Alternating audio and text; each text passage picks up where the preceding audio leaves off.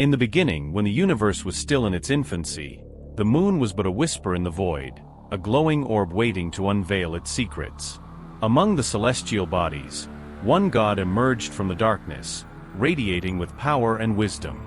He is Nanna, the lunar deity, whose very existence would shape the fate of humanity. But as the moon waxes and wanes, so too does the balance between light and darkness, weaving a tale of cosmic conflict and divine intervention. Will the children of the earth heed the wisdom of the moon, or will they falter in the shadows? In the ancient realms of Mesopotamia, where the first civilizations arose from the banks of the great rivers, Nanna was born amidst a spectacular cosmic event, a celestial dance that painted the night sky with shimmering stars. His birth was not just a beginning, it was the dawn of enlightenment for the mortals below, who would come to look upon the moon as both a guide and a guardian. Nanna emerged from the depths of the cosmos, a radiant being whose luminous presence would forever change the fabric of existence. Nanna, the son of the sky god Anu and the earth goddess Ki, carried within him the essence of both the heavens and the earth. His luminous form was a striking contrast to the dark expanse of the universe, glowing with a silver light that spoke of promise and renewal. With each crescent moon that appeared, he drew the attention of farmers and dreamers alike, illuminating their paths and marking the passage of time. His luminescence cast a gentle glow over the fields, guiding the sowing of seeds and the gathering of harvests. The people revered him, constructing grand temples in his honor, where priests would call upon his name, seeking his favor for fruitful harvests and serene nights. As he watched over the earth, Nanna felt the weight of his responsibility. The moon's cycles mirrored the rhythms of life: birth, growth, decay, and rebirth. He understood the intricate dance of existence, where each phase of the moon held a lesson for those who dared to look up. Yet, this divine cycle was not without challenges.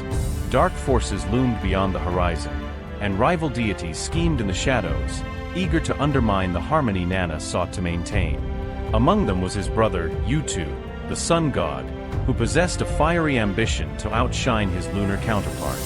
Utu's radiant light often clashed with Nanna's gentle glow, igniting a cosmic rivalry that threatened to fracture the delicate balance between day and night. Their once harmonious relationship became a battleground of pride and jealousy, with each god striving to assert his dominance in the heavens. As tensions brewed, whispers of unrest spread among the children of the earth, echoing in hushed tones around flickering fires. Would they choose to follow the calming light of the moon, or would they succumb to the blinding blaze of the sun? Driven by a sense of purpose, Nanna descended to the earth, disguised as a wandering sage. His arrival was marked by a haunting stillness, as if the world itself held its breath, awaiting his wisdom. He wandered through the fields and bustling cities, observing the lives of those who depended on his guidance. He witnessed their struggles, the toil of farmers as they plowed the fields, the heartbreak of lovers separated by fate, and the hopes of children gazing at the sky, dreaming of the wonders beyond. As dusk fell, casting long shadows across the landscape, Nanna found himself in a small village nestled between two hills. The air was thick with anticipation as the villagers gathered under the vast tapestry of stars. In the quiet of the night, as they shared stories and laughter, he revealed himself. His presence enveloped them in a soft glow, and they fell silent, captivated by the ethereal aura that surrounded him. With a voice like silken whispers, he spoke of the cycles of life, urging them to embrace the lessons of the moon. "Look to the sky," he implored, "for in its depths lies the truth of your existence. Embrace the shadows as much as the light, for both are essential to the dance of life." His words flowed like water, each syllable carving a path through the hearts of the listeners, igniting a spark of understanding and reverence. The villagers listened intently, their faces illuminated by the glow of the moon, their hearts resonating with the wisdom of the ages. They began to realize that the moon was not merely a celestial body but a reflection of their own struggles, triumphs, and desires. With every waxing crescent, they saw the promise of new beginnings. With every waning gibbous, they understood the necessity of letting go. In that moment, the village transformed, bathed in the light of newfound knowledge, as if the very essence of Nanna had woven itself into the fabric of their being. Yet, lurking in the shadows, the rival deities plotted their next move. Little did they know that Nanna's influence was about to ignite a transformation, setting the stage for an epic saga that would intertwine the fates of gods and mortals alike. The air crackled with anticipation, and the moon shone brighter, as if aware of the impending storm that would test the resolve of all involved. The moonlit night became a crucible of fate, where destinies would clash and alliances would form. As Nanna watched over the children of the earth, he felt the stirring of ancient prophecies, whispers of a time when light would battle darkness, and the true nature of the divine would be revealed. The stage was set for a saga that would echo through the ages, forever altering the course of existence. In the celestial realm, a tense silence reigned as the gods gathered to decide the fate of the children of the earth. This assembly, within the resplendent halls of the heavenly abode, displayed the gods' divine power and purpose. Nanna, glowing softly like the moon, entered the chamber with a resolute heart, bearing the weight of cosmic responsibility. Seated upon thrones crafted from stardust, the gods glimmered with anticipation. Anu, the supreme ruler, presided with authority, his gaze sweeping over the assembly. Enlil, fierce and intense as the storms he commanded, and Inanna, the goddess of love and war, radiating beauty and intellect, each brought ambitions and grievances, an intricate web of divine power plays. Tonight, we gather not just as rulers of the heavens, but as guardians of the mortal realm, Anu declared, his voice resonant with authority. The children of the earth seek guidance, yet darkness looms. If we do not act, their world may spiral into chaos. A murmur of agreement moved through the gods, but Nanna sensed an undercurrent of dissent. Utu, his brother and rival, stood tall, his solar brilliance overshadowing the lunar light. Why should we intervene?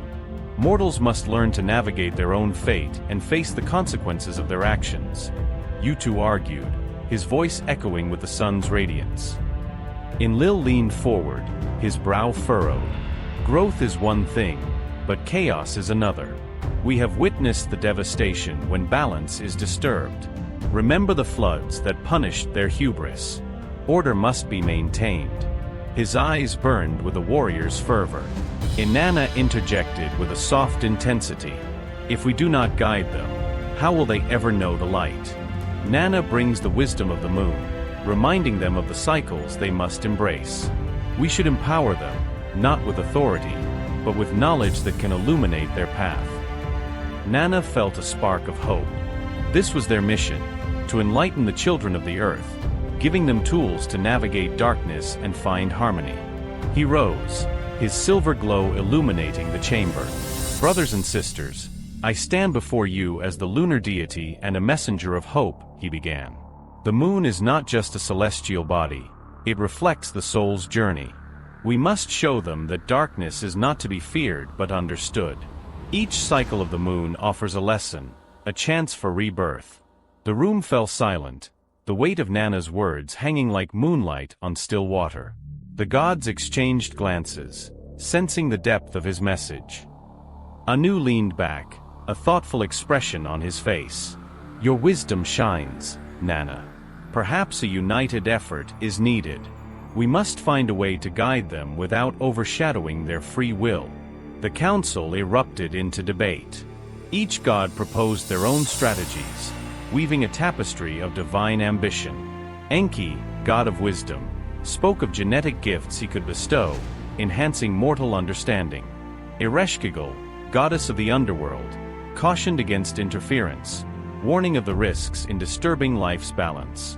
As discussions unfolded, urgency grew. Nanna sensed the mortals' turmoil, their hearts teetering on despair, grappling with forces beyond their control, resonating with the moon's cycles. Let us not forget the power of dreams, Inanna suggested. We can send visions to guide them, a spark in the dark.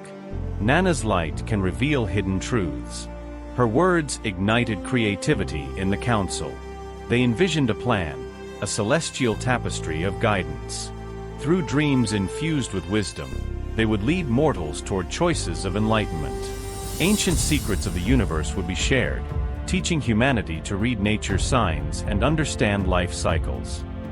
As the council reached a crescendo of ideas, Nanna felt a surge of hope. This was a turning point, where divine intervention could alter the course of history. Just as consensus seemed near, a ripple of unease swept through the gods.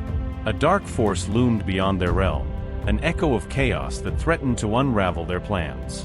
Whispers of rebellion among the lesser gods, the Igigi, reached their ears, lesser deities feeling abandoned while the greater gods sat upon celestial thrones. Should we not address the Igigi's grievances? Nanna urged, his voice rising. Their dissatisfaction could lead to upheaval, complicating our efforts. Anu nodded, his gaze penetrating. You speak wisely, Nanna. The balance of our realm is delicate. We must extend our hand to those who feel neglected. They too are part of this cosmic order. As the council delved into discussions on the Igigi's discontent, Nanna felt his responsibilities press upon him. The fate of gods and mortals hung in balance, intertwined in a dance of light and shadow. The moon watched from above, a silent witness to the unfolding drama, a celestial observer aware that decisions made here would echo through the ages. Would the gods unite to guide the children of the earth through storms ahead? Or would dark forces of ambition unravel creation's fabric? The assembly stood on destiny's edge, ready to chart a course that could change the cosmos forever. As the Divine Council continued its heated discussions, a cloud of unease descended upon the gathering, the whispers of discontent among the Igigi growing louder in the celestial realm. Nanna felt a tremor in the fabric of reality, an ominous sign that the delicate balance they sought to maintain was at risk. The lesser deities, often overshadowed by the power of their greater counterparts, had been nurturing a growing resentment that threatened to erupt like a dormant volcano, ready to spew forth its fury. Anu, still commanding respect from his lofty throne, recognized the urgency of addressing the unrest among the Igigi. It is clear that our decisions will impact not just the mortals, but also those lesser gods who feel forgotten in the shadows of our brilliance, he stated, his voice imbued with gravitas. Nanna, you are the embodiment of compassion and wisdom. Perhaps it is you who should speak to them. With a resolute nod, Nanna rose from his seat, his heart pounding with purpose. He had always felt a kinship with the Igigi, understanding their plight as he, too, had once been a fledgling deity seeking his place in the vast expanse of the cosmos. The soft glow of the moon enveloped him as he descended from the heavenly council chamber, guided by the light of his lunar essence. Nanna traveled through the ethereal realms, seeking out the assembly of the Igigi, who gathered in a grove filled with the luminescent flowers that thrived under the moonlight. This sacred space, often ignored by the greater gods, resonated with a quiet power, a reminder of the connection between all deities, great and small. The Igigi were restless, their voices echoing in the night like a tempest brewing. As Nanna approached, he was met with wary eyes and whispered conversations. The air was thick with frustration and longing. The Igigi, although lesser in rank, were powerful in their own right. They had once been entrusted with the caretaking of the earth, but now they felt cast aside, their efforts undervalued and overlooked. "Why have you come, Nanna?" one of the elder Igigi asked, her voice carrying the weight of 1,000 unspoken grievances. Her name was Ninlil, a goddess of fertility and the harvest, and her once vibrant aura now seemed dimmed by the shadows of neglect. "I have come to listen and to understand," Nanna replied, his voice gentle yet firm. "I sense the discontent among you, and I believe it is time for your voices to be heard. The council has discussed the fate of the mortals, but we cannot ignore the pulse of our own kin." A murmur of surprise rippled through the Igigi. They exchanged glances, uncertainty mingling with a flickering hope that perhaps they would be acknowledged for their contributions and sacrifices. Ninlil stepped forward, her posture proud yet tinged with sadness. "We are tired of being the forgotten deities, Nanna," she began, her voice rising above the murmurs. "While the greater gods bask in their glory, we toil in the shadows. We have nurtured the earth and cared for the mortals, yet our deeds go unrecognized. We seek not power, but respect and a place at the table of the Divine Council." Nanna nodded, the weight of her words sinking deep into his heart.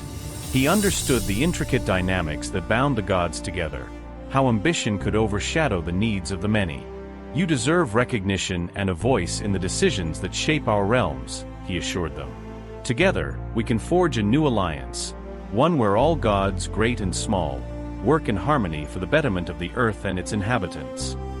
The Igigi listened intently as Nanna spoke, the tension in the air beginning to dissipate like mist under the morning sun.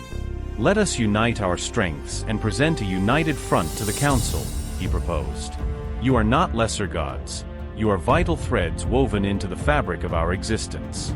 Each of your contributions is essential for the balance we seek to maintain. As Nanna's words resonated within the grove, a spark of hope ignited among the Igigi. They began to express their desires and grievances, sharing their visions for a world where every god, regardless of rank, would contribute to the prosperity of the earth. It was a moment of unity, a rekindling of their purpose, and the moon bore witness to the transformative power of solidarity. But as the discussions flourished, shadows lingered at the edges of their gathering. Unbeknownst to them, a figure lurked in the dark corners of the celestial realm, a rogue deity, disgruntled by the decisions of the council, plotting to disrupt their unity. His name was Apsu, a deity of chaos and destruction, whose ambitions had long been thwarted by the greater gods. The emergence of discontent among the Igigi was like a moth to a flame for him, and he saw an opportunity to exploit their grievances for his own gain. While Nanna and the Igigi devised a plan to present their concerns to the divine council, Apsu gathered his followers, whispering promises of power and revenge against the gods who had wronged them. He sowed seeds of discord, tempting the Igigi with the allure of autonomy and freedom from the perceived oppression of the greater gods. As the council prepared for their next meeting, the air crackled with anticipation and uncertainty. Nanna, filled with hope for a more unified approach among the gods, remained unaware of the storm brewing beneath the surface.